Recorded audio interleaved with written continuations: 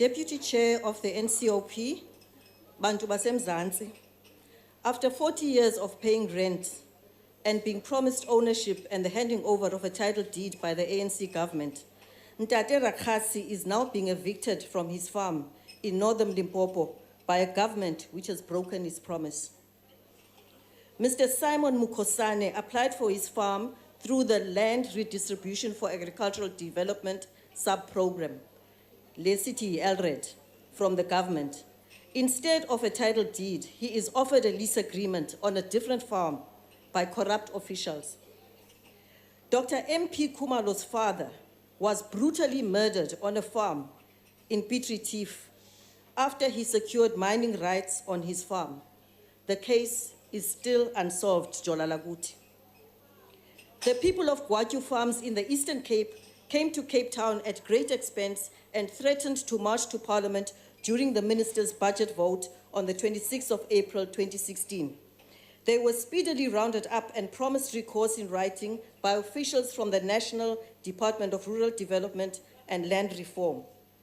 Yet nothing has happened to date. Instead, they are being pushed from pillar to post by a government who says they stand for the people. These are but a few out of the hundreds of horrific realities where land reform is being bungled by corrupt ANC government officials. Public hearings by both the high-level panel and the Committee on Rural Development and Land Reform have proven that the people on the ground are extremely angry and tired of being exploited. Land reform in our country has been obstructed by corrupt government officials, aided by the highest office in the land. Removing the head is not enough, Mr. President. The rot still stands. The Democratic Alliance believes strongly in the values of fairness, of freedom, and opportunity for all, and agrees that historical injustice needs to be resolved, but not with the further injustice and expropriation without compensation would be trying to fix one wrong with another wrong. We need to recognize the larger systemic problems of corruption, poor leadership, and poor policy implementation that have resulted in land reform ultimately failing in South Africa. There is nothing wrong with Section 25 of the Constitution, Mr. President. It does not need to be amended. Ms. Dube, a director at the Center for Constitutional Rights, states that it is an established principle that expropriation is likely to be unfair in the absence of compensation.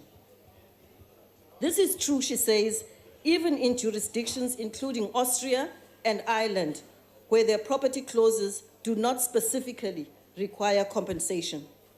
What you do need to do, Mr. President, is to start a genuine state audit on land so that we know who owns what land in South Africa. The decision to implement expropriation without compensation has unfortunately been made without access to this critical information. You should also stop the state from perpetuating trusteeship by buying land in the state's name as is currently being done by the Department of Rural Development and Land Reform, and forcing beneficiaries to lease it from the state.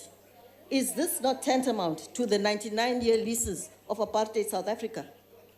Mr. President, you need to facilitate title to all people living on communal land, especially in the former homelands. Believe me, the majority of black people do not want to be commercial farmers, but we do want to own and manage our own piece of ground.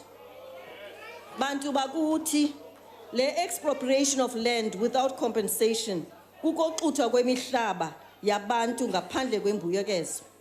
Ngamanye amazwi, urhulumente we-ANC uza kusebenzisa amagunya akhe ukuthatha ngendlovu imihlaba yabantu awugqiba ngababhatali.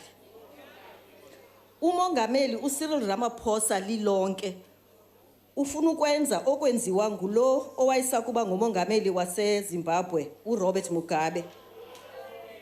Masikhumbule ukuxutha kwemihlaba eZimbabwe kwancedwa aba bebekufitshane kwiZANU-PF and the political elite.